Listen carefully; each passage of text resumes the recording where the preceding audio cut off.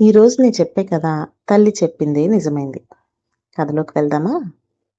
కలుగులో నుంచి బయటకొచ్చినప్పుడల్లా ఎలుకకు చెట్టు మీద గంతులేస్తున్న ఉడత కనిపిస్తూ ఉంటుంది.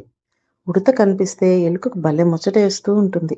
ఎందుకంటే దాని వీపు మీద ఉన్న 3 చారలు చూడముచ్చటగా ఉంటాయి ఎలుకకు.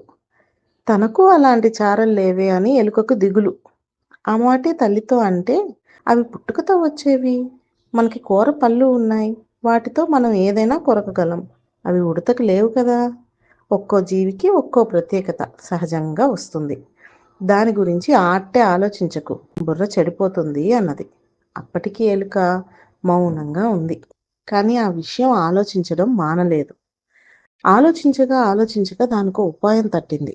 అతి కష్టం మీద ఒక చిన్న రంగు డబ్బా సంపాదించింది. దానితో ఒంటి మీద అందంగా 3 తెల్లటి చారలు దిద్దుకుంది.